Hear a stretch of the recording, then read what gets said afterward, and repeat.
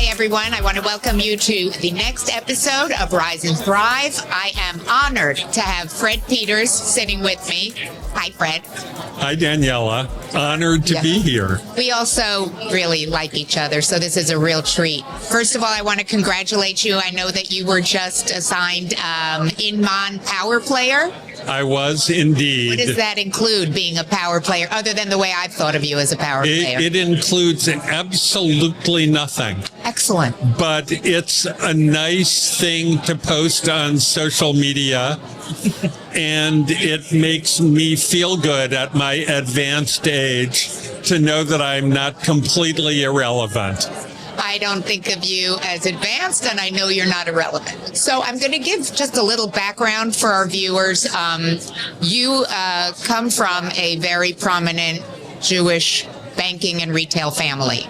In your own words, if I can summarize them, you never wanted to ride the success of your family, but rather wanted to build your own. Is that an appropriate summary? That is 100% correct. Right. It has been my observation in general that people who depend on what their family had done do not have happy lives. I totally agree with you. Or the self-esteem that comes from building something yourself. Exactly. I totally agree. And it's hard to have a happy life without that. I completely agree. So I am interested. I know that at the time you began in real estate, you were studying music theory, correct? Yes. And then fell in love with real estate and chose to That is, work. well, there were a couple of things that happened. I was in the CUNY PhD program in music. I had completed my master's and most of my coursework for my doctorate. Oh, really? Yes. Wow. And at that time, much to my surprise, I always like to joke with my wife that she didn't explain to me how these things happened. We had a baby. And it became clear that it was going to be necessary for me to make a living. And this was in the late 70s at a time when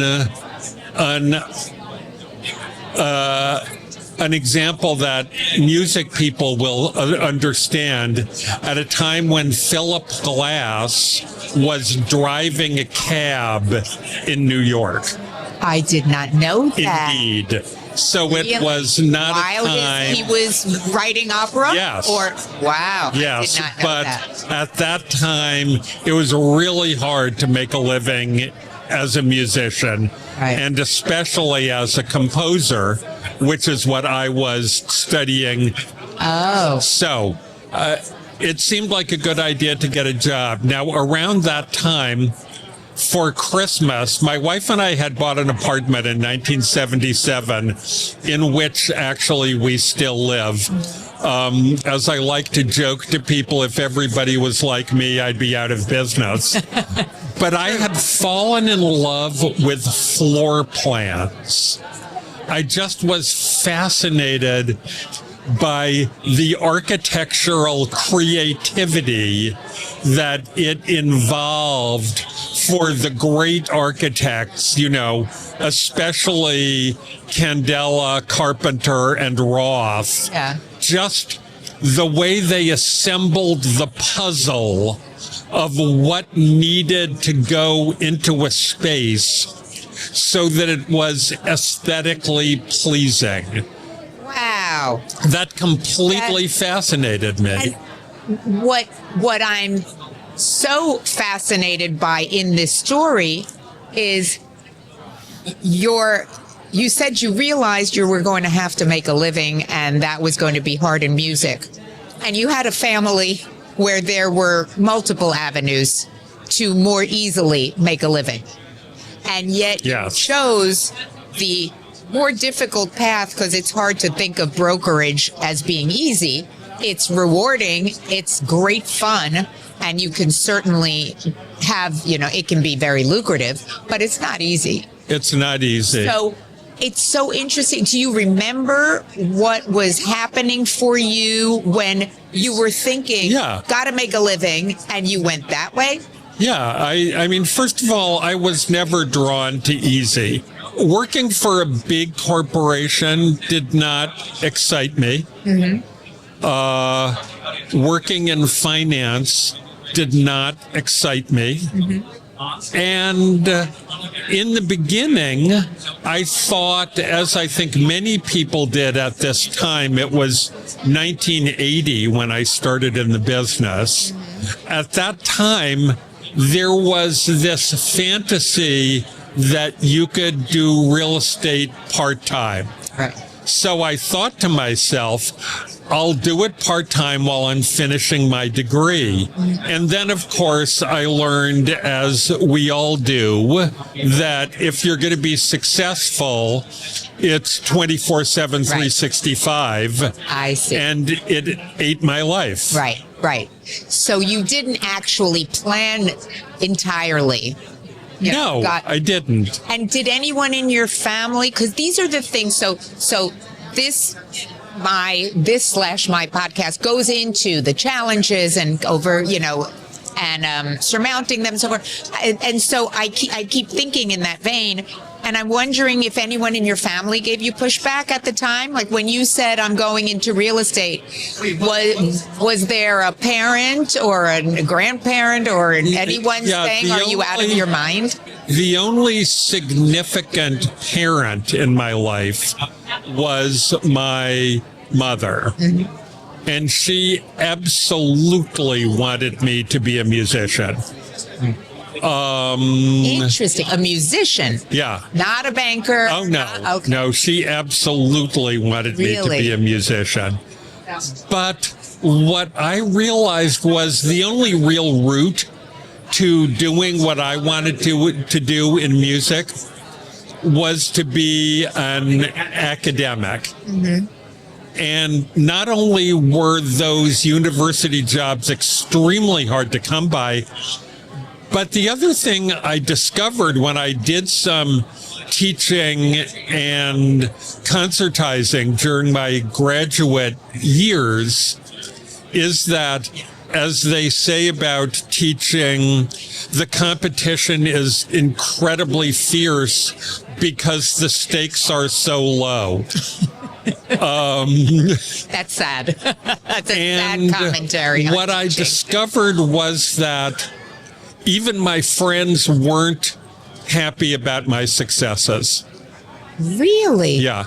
There was in music. Has there was that been different in real jealousy estate? about my successes. Wow. I've had none of that in real estate. I haven't either. Me too. And I think, in exactly the way that I admire you, I admire people who do it well. Me too. Yeah. And I think, and I suspect you would agree with this, many people outside the business don't even really understand what that means. 100% I agree with that, yes.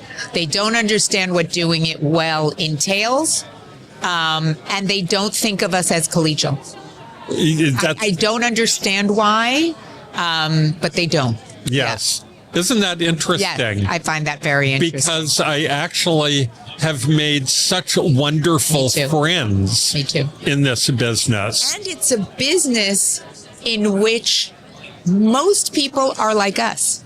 They got here, we all got here, by some winding road. Yes. Yeah. We didn't walk into it. We didn't inherit it. We didn't.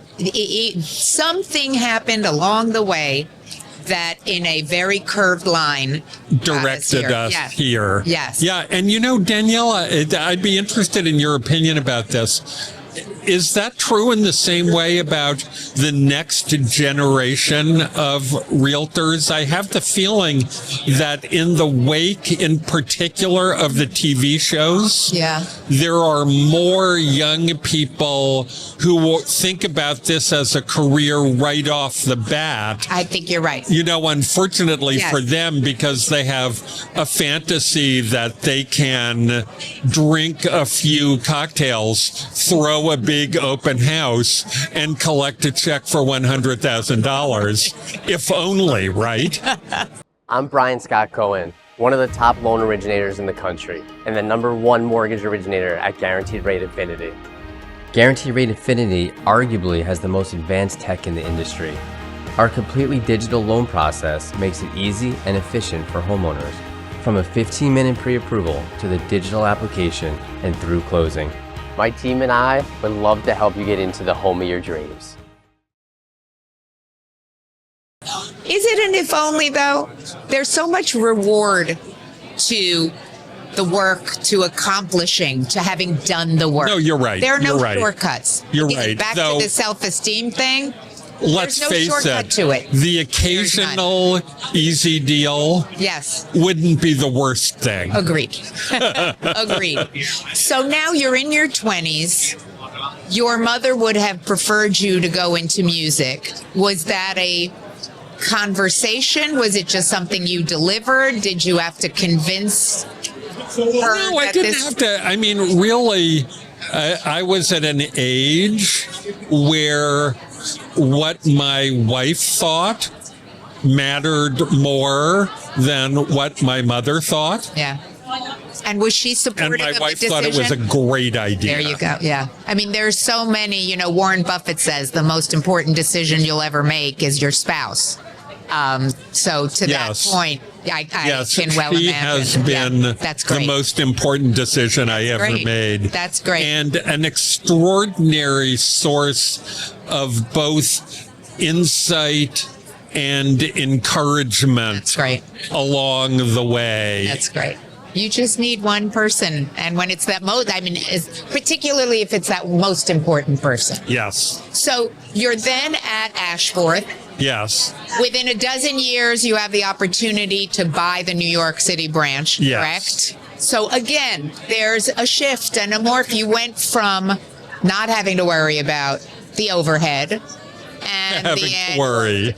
So what made you feel like you could make that shift? And how was it for you? You know, I did my first 5 years in the business at a firm that now no longer exists called LBK. Mm-hmm. Oh, wow. And I learned to be an agent there. Yeah. And then when I moved to Ashforth, you know, I come from a family of all brothers. I am one of 4 boys. Really? So what that inevitably brings with it is an acutely competitive side.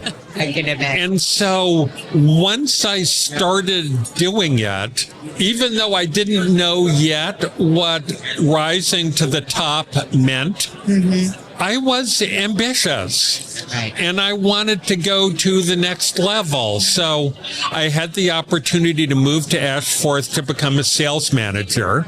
So I moved to Ashforth to become a sales manager, and I developed an extremely close relationship with one of the Ashforths. And when they decided they wanted to get out of New York, they talked to me about it. And that was, I spent pretty much the entirety of 1991 with my heart in my mouth as I was negotiating with them about buying the New York residential arm. What was clear to me, I guess, was that I wasn't going to work for someone else. Okay. At this point, you know, the agents, I felt already an enormous responsibility for them. I wanted it to be on my watch. So But we closed the deal. yeah. And How old are you at this point? You're in your 30s, right? I am, let's see, I am 39. Young. That's young to take Yeah. on ownership. No, and I a was rent roll young and and scared. salary. Yeah. Were you scared? I was scared, absolutely. If I can sit with that for a second, do you think there is something propelling about fear when you take on a new challenge? That's such a great question, Daniela. Don't you? Yes. I do too. Yes, I do. think that courage is being afraid and doing it anyway. Yeah. Agreed. Agreed. Agreed. I remember, now I'm remembering, I don't know if you first of all, you're not a woman, so you might not, but Lululemon, when they first became big, their shopping bags said, something to the effect of, do something that scares you every day. And I remember that resonating for me on that silly little shopping bag. Yeah. But yes. I think that if you don't put yourself in the way of being scared, you don't really move forward much. Agreed. At that point, my ambition was stronger than my fear, but I am really very much, my wife would say too much, a caretaker. Okay. Yeah. And I felt really responsible for my people. And did you feel, when you say you felt very responsible for your people, was the feeling that you could take better care of them, you could advance them better? Absolutely. Right. Absolutely. Right. Yeah, there's arrogance that comes with this fear. Of course there is. Otherwise, you don't dive in despite it, right? If you don't believe that you can do it what you better. are afraid of, you can. Yeah. Yes. Yeah.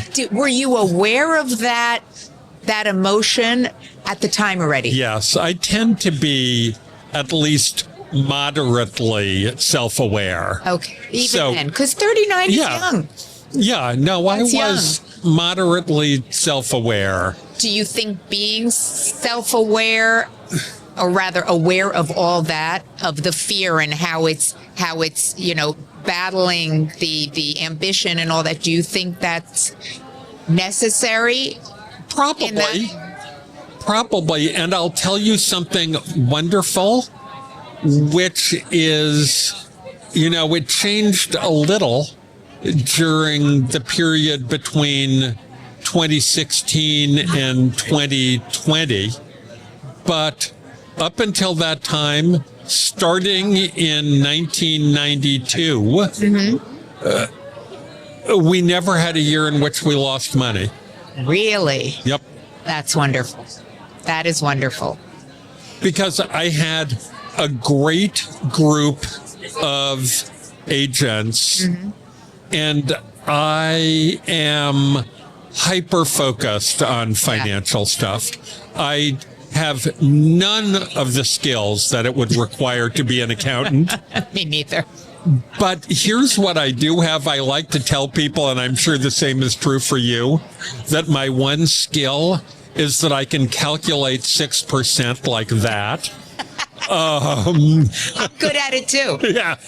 Very simply. I can do 1, and then I multiply it by 6. Yeah, exactly. Dumbed it down.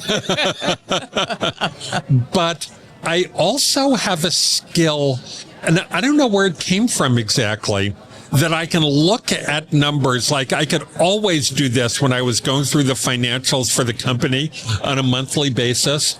I can look at numbers and see that something's wrong.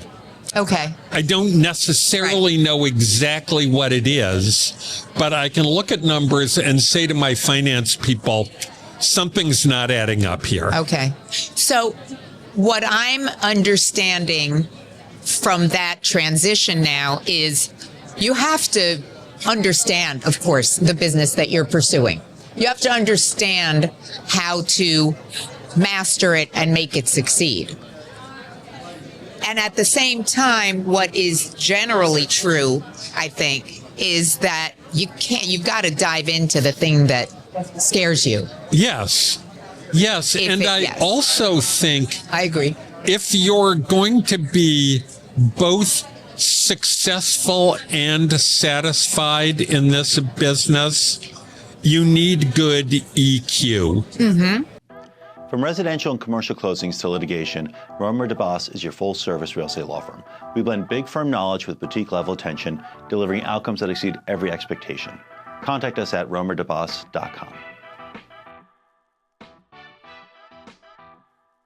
Is there a business where you don't need that, do we think? That's a great question. Because I think even in tech, I think you need it. My daughter's in tech and my youngest son. They're both in tech.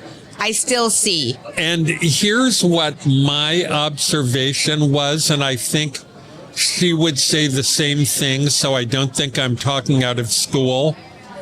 My daughter came to work for me from having been a consultant at the Boston Consulting Group. Yeah. And consultants really have a keep your head down and go for the numbers. You know, it's all on the spreadsheet. Yeah. That's really what they're trained to be. And I think probably because she's brilliant, I think the thing that she learned from working with me is the people side's maybe even more important. Yeah. Yeah. And certainly for us who are agents, the people side is critically true. Agreed. Though I did used to say to some of my agents, if you can't do rudimentary math, find another career. Because if you're putting board packages together, you need to be able to do rudimentary math. Agreed. So agreed, sadly. So now, you ace ownership. Warburg is a wonderful success. As you said, not a year without a profit. And then you sell it. So again, there's morphing. There's, I would imagine there was fear. Was there fear when you sold it as to what happens next and how's it going to feel? There was fear. Yes, on a number of levels, there was fear. Getting to an age where I felt like I don't want this level of responsibility for the rest of my life. Got it. I would like a little more flexibility. Mm-hmm. I would like to be able to relax a little more. Mm-hmm. I had been approached over the years. It's actually... how this happened is a really good story. Please tell. My daughter's younger child is a daughter. Mm-hmm. She turned 7 last Friday. Oh, happy birthday. And she's named Frederica. Oh, that's beautiful. And that's beautiful. I always felt this huge affinity. Mm-hmm. So when she was 6 months old, Claire had to go to an Inman conference in Las Vegas to do the same thing she's doing here today. Okay. And so I went along with her as the Manny. Best job on earth. Yeah, absolutely. For your own grandchild. Absolutely. And so at a certain point, I just started, because I obviously was also in the real estate business, I started wandering around the conference with Freddie in a front pack. And, you know, one of the unfair things about the difference between men and women is that everyone wants to talk to a man with a baby. 100%. And thank you for acknowledging that there are many unfair differences. Yes, indeed. But that's definitely one of them. Yes, agreed. And so among the people who wanted to talk to me was Ryan Gorman, who was at that time the CEO of Coldwell Banker. Ah. So at that conference in Vegas, because I was a man with a baby, we struck up a relationship that turned into a real friendship. And in the end, the reason I sold to Coldwell Banker was because of him. Really? Yes. And then The reason you sold Warburg, you mean? Yes. Right? Yeah. To Coldwell Banker. Yeah. was because of because him. of him. That's And then very 14 interesting. months later, he got fired. Uh-huh. And that very much changed my feeling about everything. Oh, interesting. So we're now back to the people piece. We're now In back every to way. the people piece. Both in when you sold and when he left. was Yes. gone. Uh-huh. Because really, from that moment on, I was thinking about my exit strategy. From Caldwell. From the moment he was no longer there, Yeah. I was I get thinking that. about my exit I strategy. completely get that. Yeah. I feel that way about being at Brown Harris. Yes, There's I nothing. I'm there. I tell them often, you're taking me out feet first. So Yeah, you don't have Yeah. to be as nice to me as you are, but and it's people. I Agreed. felt that way I get about that. working with Ryan, but working without him was a whole different ball of wax. Right. So again, a shift. I mean, you've had so many and huge ones. Big I ones, mean, yes, yeah. buying your company or just from the start in your 20s, doing something that is not what you were educated in, not what your family was doing. Right. Then buying that, then selling that. Was there any point? So now you're at Caldwell. Right. You could also say, all right, this doesn't feel right anymore without Ryan. I'm going to go play golf. Yeah, but that's not me. It's not me either. That's but- just not me. Right. And you know, Daniella, I always loved being a broker. Yeah. Being a broker is so fun and interesting. Okay. Every day is different. Yeah.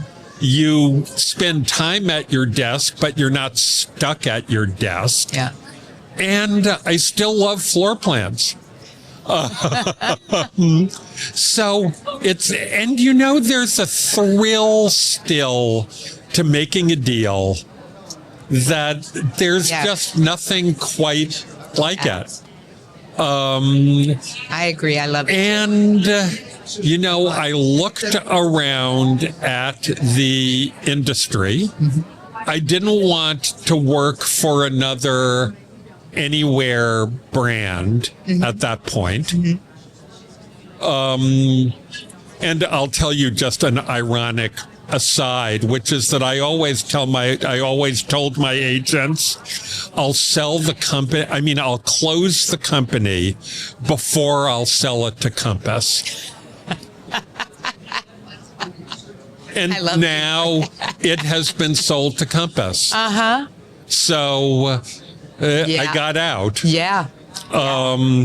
Anyway, And what made you choose Brown Harris? I can't imagine Because you there was anywhere nowhere else. Right. I can't imagine you I mean, anywhere. Knowing you for truly, years, I can't imagine you there was nowhere Right, else. right. The firm has extraordinary leadership. Yes. It has We're a back to people. reputation for integrity that no other company had except mine. Right. And it was obvious there really wasn't even a choice. Yeah. Yes. That's how I felt about it when Did you? came 100%. When you came to Brown Harris, and I'm so lucky to have you as my office neighbor. But when you came, I thought, of course. And was course. that true for you too? Absolutely. It When was you the came? only, absolutely. It was always the only place I was going to leave Corcoran for Yeah. was Brown Harris because it felt like it suited me in a way that Corcoran didn't. And I was very happy and did well at Corcoran, and Pam was Yeah. always very good to me. But Brown Harris felt like it resonated for me on a brand level, and there was me too. nowhere else. Yeah. Me Yeah. too. So and now- there was nowhere Yeah. else. The other thing that I'm thinking about as we talk about this is just to get back to the concept of fear, because we talk about it here so often. There's the fear of doing something that feels scary and challenging. There's also the fear of not doing it. Like, what if I don't do this? What happens? Yeah. So I'm hearing all that in your There's riveting always story. the yin and the yang. There is. And you know, There I is. think the thing about not doing it, and I'm sure you've had the same experience, is that that's when your forward motion slows down or stops. Yes. And Agreed. that's not where we want to be in life. No. I'm so happy you're with us. And I'm Me so too. happy I got this time with you. Me Thank too. you. Thank you. Thank Thank you. you. Thank you.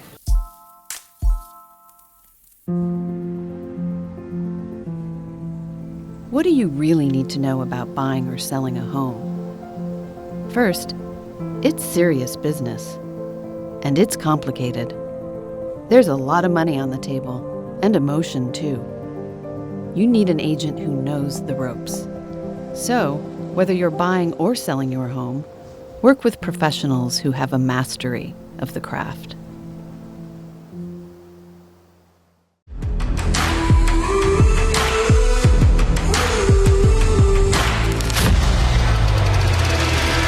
Your phone or always leaves your text on red? Leaves your text on red. Built the Corky roof with $1,000 loan. Tell us a little bit about how you actually came from. Welcome to the build-up, John Roa. Thanks for having me. We're coming to you here from Studio 1873. It's about 57% over 2.7 million. So then, cheers.